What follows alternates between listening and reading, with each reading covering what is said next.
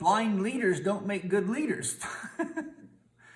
So in order for the thought, I'm afraid to spend eternity in hell, to exist, its opposite has to exist, just like you couldn't know north without south or she without he. So when you flip the coin over, you have to state what it is that you're willing to replace that thought with to build a new neural network that actually takes you to being qualified to lead men through the initiation process. So I'm afraid to spend eternity in hell turns over to what that you can honestly say to yourself without bullshitting yourself that is equally true for you, but dream affirmative.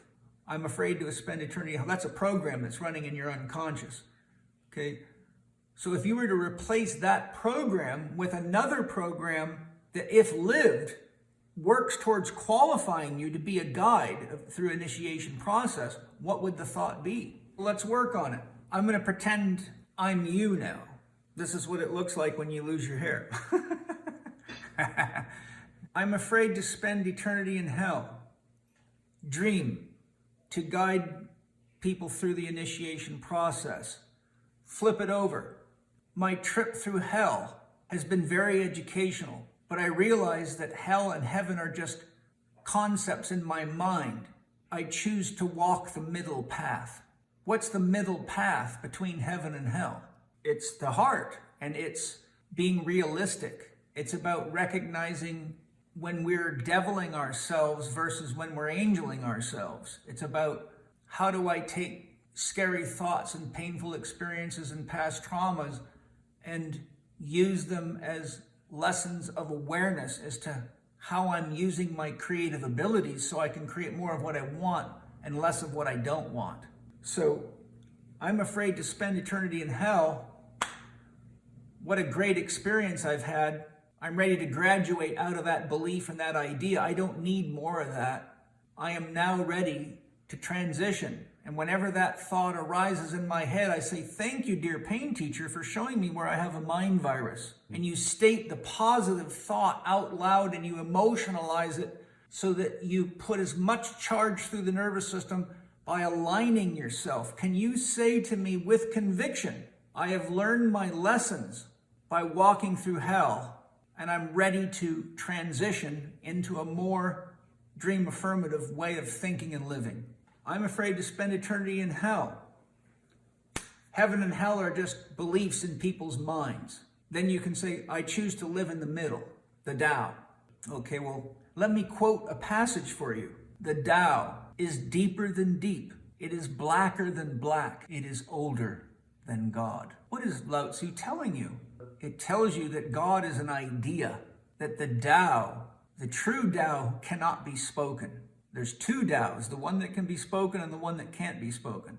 The true Tao is capital G, capital O, capital D. It's zero in Spirit Gym. There's no way you can weigh or measure or know anything about it, because the only way you could weigh, measure, or know anything about it is to become it, and there would be no you there. So how would you report it? So the reality is that you should really deeply meditate on is, can anybody actually know what God is, what God wants, or what God will do to you unless they've become God and lived to tell about it? The answer is no. Therefore, almost all these scriptures that are telling you what God is and what God wants is just a bunch of bullshit used to control people's minds. There's only one thing God wants: you, life. That's how it experiences itself, and God doesn't play side. Remember, God is the grand myth maker that plays both sides but chooses neither. Choice is always left to you. That's why we have free will. But the key point is that most people's conception of God is an idea that's been planted in their heads, and that idea does not create freedom, and it does not create health and well-being, and it makes them afraid to love God. And any philosophy or belief or religion or scripture that makes you afraid of God is a pathology. It's unhealthy, and it leads, remember, wars over God are the number one cause of war to this very day. That's not a God I want to put stock into, okay? That's why, to me, zero or the Tao is the better way, because there you're left with no mind. The only way to get through no mind is to use your heart. Your head doesn't work there. Your heart's compass works in the Tao. The head's based on ideas. Ideas have no purchasing power in the Tao. There's nothing to grab onto there. this is why I say to people, don't try to push water uphill. You'll get tired and it'll never work. The Tao is like a river flowing. You can't stop that river. You can't stand in it twice. It's moving. So I'm afraid to be trapped in hell for eternity. I choose not to believe in that because it's simply not a very good representation of God. If anything, God is unconditional love, and there's no hell there. There's no conditions there. Hell is a condition. Heaven's a condition. And heaven's dangerous too. And I'm going to ask you a question. Can you create heaven without simultaneously creating hell? No. So you see, people that are trying to get to heaven don't realize that they're manufacturing hell, because hell has to exist for heaven to exist, right? You can't make an omelet without cracking a bunch of eggs. There's polarity involved in creation all the time, but if you want to get past the idea of polarity, you have to get clear on what is it that your heart wants to create. This is why Arthur M. Young says in the book, The Reflexive Universe, first you have to learn the laws of the universe. Then you learn to create with them. You see how fundamental that point is? How many people know the laws of the universe? Hardly any. So they can't create effectively because they don't know the laws of creation. Okay? So get your pen out and your pencil out, and I'm going to tell you something that'll change your life if you pay attention to what I'm about to say. There are 4 qualities of a true spiritual master. Sri Aurobindo did research to figure this out, because there's so many charlatans in India. But he knew that there were spiritual masters that could do miracles, could cause instantaneous healings, could levitate, could do things that would defy, our conception of reality. So he spent years investigating this. He found that the true spiritual masters had 4 things in common. Number 1, they never did healing work themselves. They always got their power from God. There was no ego involved. 2, they could all turn a negative into a positive. What did we just do with that coin? I'm teaching you how to be a spiritual master. 3, this one's tricky. I'll see if you can get it. They could all create beyond the laws of physics. How high can you jump in your mind? Could you jump to the moon? You just created beyond the laws of physics, because all creation has to begin in the mind. I'm an inventor with multiple patents. It all had to begin in my mind. If I couldn't see it clearly, how could I ever manufacture it? All spiritual masters create beyond the laws of physics means that they see the healing before it happens in the laws of physics, and they pour their love and God's love into that possibility, and miracles happen. What is a miracle? Something we don't understand, okay? The point is that the mind is not bound by the laws of physics, because the mind is not physical. It's metaphysical. What does the word meta mean? Above. If something's meta, it's above. If it's infra, it's below.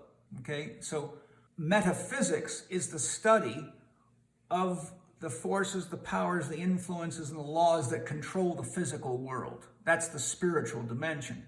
So to create beyond the laws of physics means be careful what you're doing with this thing, because it shows up in you and in your life, and it shows up in you first. I'm afraid to burn in hell for an eternity is the use of a metaphysical principle that manifests it in high levels of cortisol, stress, and fear of God and plant medicines.